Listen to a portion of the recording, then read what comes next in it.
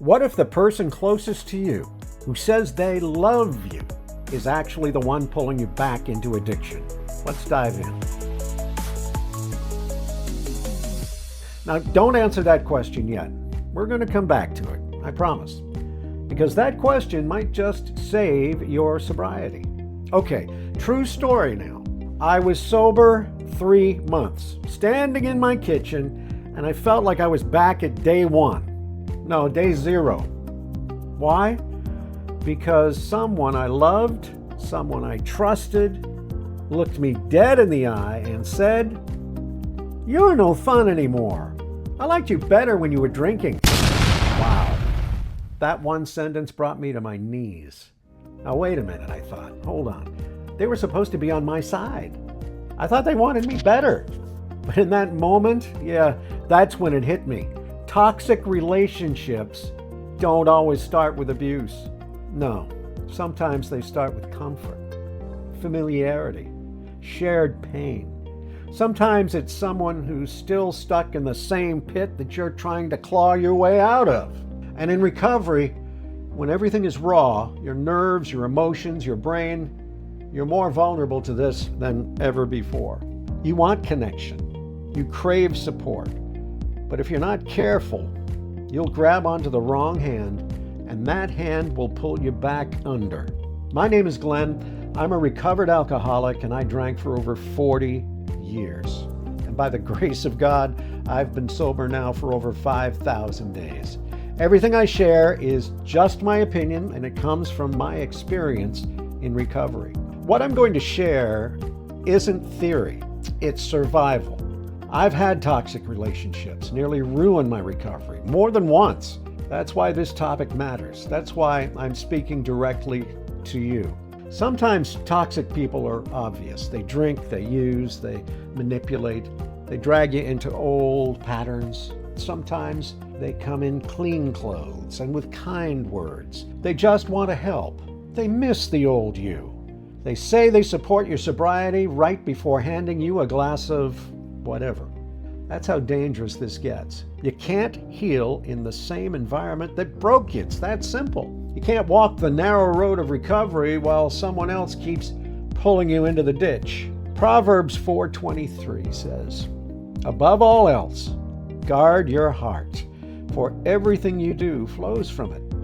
If your heart is under attack, your recovery is too. It's that simple. Now here are 5 steps that could save your sobriety from toxic people. Step 1, recognize the red flags. They pressure you into just have one. They belittle you. They gaslight or constantly criticize you. If your peace disappears every time they enter the room, that's not support, that's sabotage. Step 2, enforce boundaries. Boundaries are your armor, but they only work if you use them. If someone crosses the line once and you say nothing, that line doesn't exist anymore. Tough love is sometimes just love with limits. Don't be afraid to say no. Step 3, build a recovery circle. Find people who lift you up.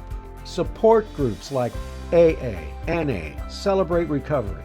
Reconnect with a family member who's truly safe. Serve at church. Get around others chasing freedom like you are, because healing happens in community.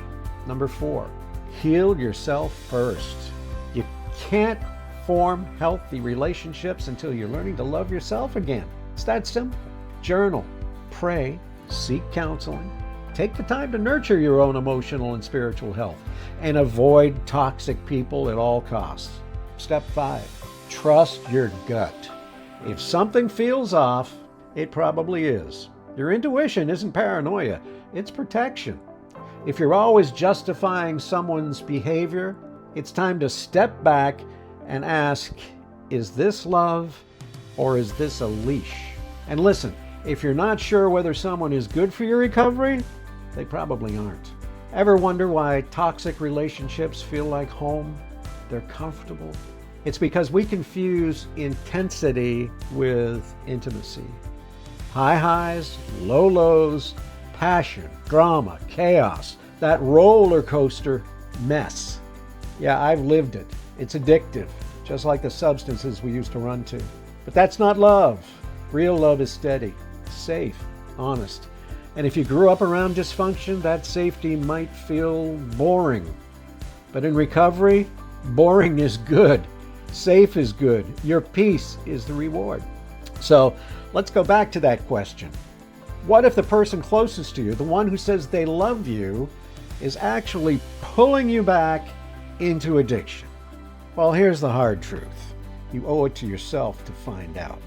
Even if it means hurting, even if it means stepping away, because you can't carry someone else's denial while you're trying to stay clean. You can't fix someone else's chaos while you're still rebuilding your peace. Depending on how you answer that question, that will determine your future recovery. If this video strikes a nerve, if you've been stuck in a toxic cycle, share this with someone else who might be in a toxic relationship right now. Drop a comment. Tell me, what's one relationship boundary that you're learning to set in recovery? I'm Glenn. I'm a recovered alcoholic, and I'm telling you right now, you don't owe anyone a relapse. God bless you. God bless our veterans. And remember, somebody out there loves you.